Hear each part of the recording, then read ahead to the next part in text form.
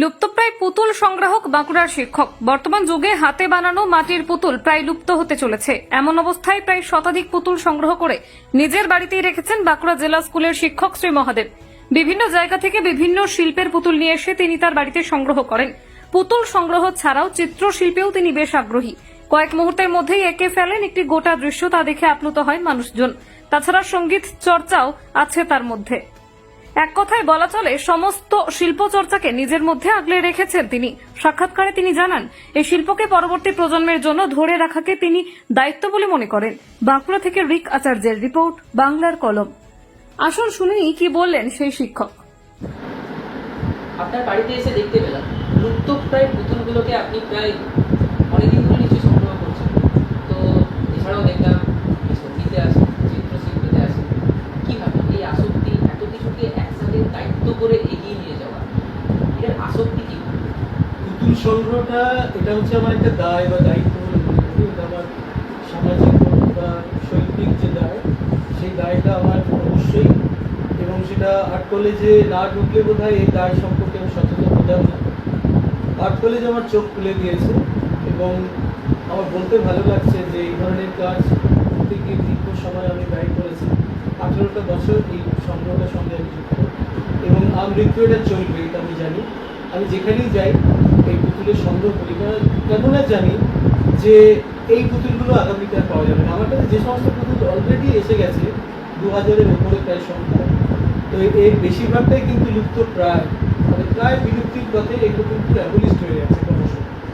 এগুলো আমার একটা দায়িত্ব বলে মনে করি, এবং এই দায়িত্বটা পালন করছি নীরবে, সচেতনভাবেই এটা করছি, এবং এটা করা উচিত।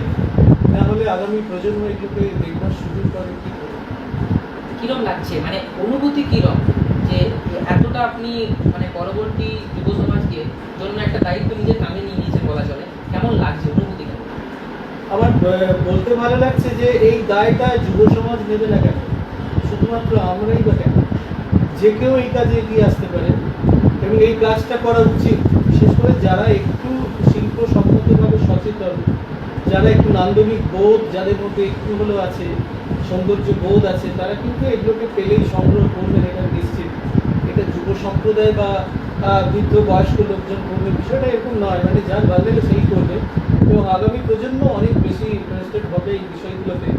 তো যদিও এই সংখ্যাটা খুব কম, সেটা অবশ্যই করতে হবে। তারা সবাই এগিয়ে আসবে, সবাই করবে এটা তো নয়, কিন্তু যারা করছেন তাদেরকে কিন্তু সম্মান এবং শ্রদ্ধা অনেকেই করেন। সেটা আমি আমার কাজ করতে গিয়েও দেখেছি। অনেকে এটার জন্য আমাকে অনেকেই সম্মান করেন, মানে এই কাজটা অনেকেই খুব সম্মানের দৃষ্টি শ্রদ্ধার চোখ দিয়ে দেখেন আমাকে। এটা যে করবে তাকেই মানুষ ভালোবাসবে, কারণ এটা একটা বড় কাজ। এই কাজগুলো বড় বড় সংগ্রহশালা, বিশ্ববিদ্যালয়, তারা এগুলোকে সংগ্রহ করে। কিন্তু আমরা চেষ্টা করছি যে আমাদের মধ্যে কিছু মানুষ, পশ্চিমবাংলা হাতে গোনা হয়তো 7-8 জন আছি আমরা, যারা এই কাজটাকে খুব মন দিয়ে সচেতনভাবে করি, এবং এইটা করা উচিত। এটা একটা দায়িত্ব, আমি অবশ্যই বলবো এটা একটা দায়িত্ব, এবং সামাজিক দায়িত্ব। পুতুলের মধ্যে যে reflection of our society, reflection of financial condition, এগুলো সবই রিফ্লেক্ট করে এবং পুতুলকে দেখলে কিন্তু অর্থনৈতিক, সামাজিক সব প্রেক্ষিত, এবং এমনকি রাজনৈতিক পর্যন্ত সমস্তটাই কিন্তু বলে বুঝিয়ে দেওয়া সম্ভব। আপনার নাম পরিচয়? আমি নাম আর কি বলবো, আমার একটা নাম তো অবশ্যই আছে। আমার নাম শ্রী মহাদেব। মুখোপাধ্যায়টা বলতে আমার ওটা ভালো লাগে না। মুখোপাধ্যায়টা এমন একটা বিষয় যে যেটা বাইরে চেপে থাকে সারাক্ষণ, ব্রাহ্মণ লোক, ঐক্যধারী, এবং অনেক কিছু ব্যাপার মানে আমার মানুষ চোখে যেন সঙ্গে সঙ্গে রিফ্লেক্ট হয়। সেটা না করে একটা নাম থাকা উচিত। শুধু মানুষ হলেই বোধহয় ভালো হতো, শুধু মানুষ হলেই বোধহয় ভালো হতো। একটা শ্রী বিস্তৃত নয়, তাই জন্য শ্রীটাকে যোগ করেছি।